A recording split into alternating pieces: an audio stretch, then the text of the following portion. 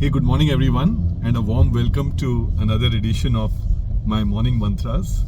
I'm today in this beautiful city of Melbourne in Australia, and I thought I must do an episode from this lovely city. The weather here has been amazingly different. They say that within a day in Melbourne you can get multiple seasons. I must say that I've actually experienced this multiple times in my visit here.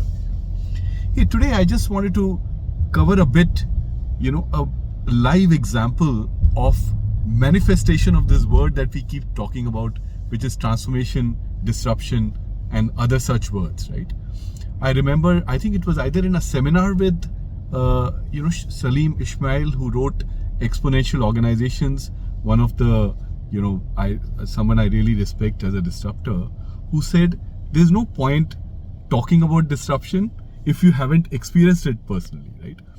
And I have a dear friend and a colleague, ex-colleague from my days in Emirates, from the beautiful city of Dubai. His name is Prakash. He used to be in the data center in our IT division. And what was amazing is when I saw him take two big disruptions at the same time in his life, right? And I thought I should interview him today or include him in this Neetan Mantras podcast and have him share a few of his learnings, right? So his two big changes were, one, he shifted to a completely new city with his family. So he shifted from Dubai to Australia. And then the second really big one was he shifted from the world of corporates and enterprises to setting up a business in Australia and this new country, right? Absolutely inspiring. Hey Prakash, maybe I can start off. First of all, thank you for joining me. Thanks, Neetan. Thanks for having me. God bless you. Just first question, if I may. Such a big disruption, two big vectors. What were, some of the emotions and some of your feelings would you mind sharing during the first 6 months of this disruption journey? Yeah, as you know that I always wanted to start my own business whenever it was possible, and this just happened to that I was made redundant from my position and I thought I don't have to look for another job. I had enough experience dealing with businesses, so I thought, okay, let's just take it on board. And within 15 days of my redundancy, our company was set up, and for the first few months it was difficult. Of course. Roller coaster of emotions as to whether I did the right thing or not. But I think it's a belief and trust in you that you can do it. And on top of that, Australia is a beautiful place and beautiful people around. It wasn't that difficult, to build the trust and relationship with those customers and suppliers. I just listen to Prakash. I always get inspired. First of all, he speaks so easily about the fact that he was made redundant. For some of us, this could be a huge setback in life. But one of the big learnings is that even if there is a setback, he just bounced back.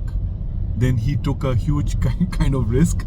You don't discover new islands till you leave the shores, isn't it? And since he had been dealing with businesses, of course, he then leveraged that learning, which we all have, to take this big step. And I know that I've just visited him here in his beautiful home. I know he's done kind of exceedingly well, with what he did, right? The change that he made. Hey Prakash, another question, right? So one of my big takeaways in disruption is about customer obsession, right? As an entrepreneur, as somebody who has over nearly 3,000 B2B clients, what is your view has been, and what is your practical experience, maybe with a few stories on customer experience, customer obsession? Maybe share a few stories of how you manage that, Prakash.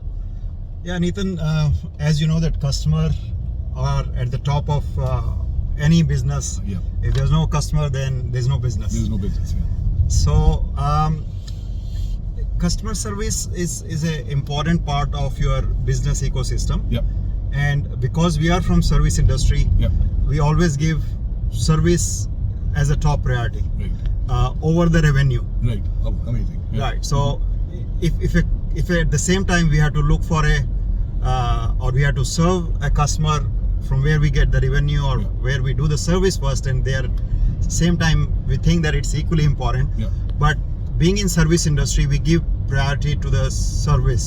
If there's a conflict, If there's a conflict, between revenue and service, Yeah. you've given priority to service, which That's most people, I mean, would balk at doing, Yeah. right? But progressive businesses do it. So, do you have any example there, perhaps, Prakash, for this?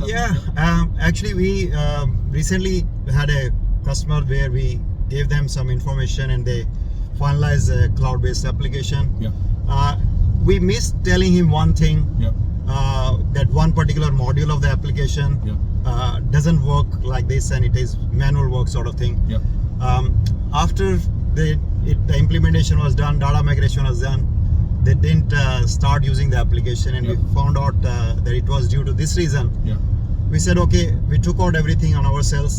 We put a resource for couple of weeks, Yeah. and we gave them some free service, something at the tune of roughly about $5,000, Yeah. 5,000 Australian dollars, which was almost 50% of the original Revenue. Or revenue. margin you were making. Yeah. Yeah. So we really think that customer should get what they expected. Yeah. And if for our own mistake there is some misunderstanding, we should be covering that one. So that's very important, and we tell same thing to our staff as well, Yeah. that customer service is our top priority.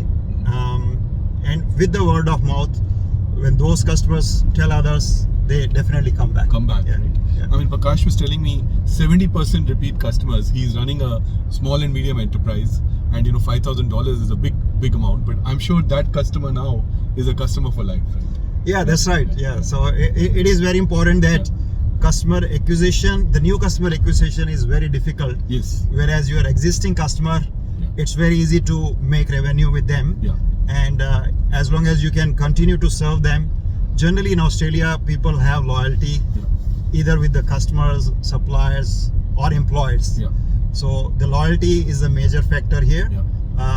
You trust your suppliers, your customers and your employees all at the same time. Right.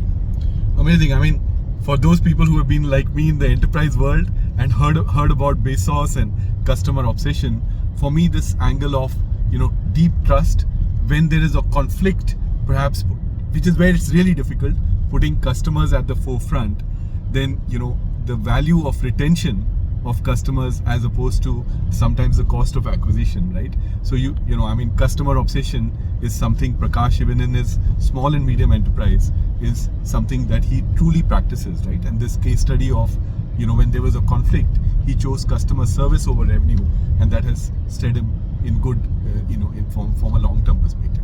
Hey Prakash, as we close down this, I think very unique mantra for me, with somebody who's very dear to me as well as somebody I really admire for his kind of disruption mindset. What would be a couple of learnings in your journey that you would like to just share with us? Yeah, so you keep doing your best, Yeah. keep learning, and keep changing. Yeah. There's learning is always there in the life, Yeah. and if you don't change with the time, Yeah. time one day will change you. So that's very important. That's well said. Hey guys, I mean, superb, right? I mean, this whole concept of we live in this transformative times where perhaps, learning to know is much less important than knowing to learn. And you've seen, in our previous kind of mantra, I've spoken about almost anti-fragile leadership, right? The wanting to change all the time. And, somebody who's an entrepreneur with a disruption mindset in this beautiful city of Melbourne in Australia has reflected the same. I hope you enjoyed this slightly unique, mantras from very far away lands of Australia. But I wish you all the best. Cheerio, have a great morning.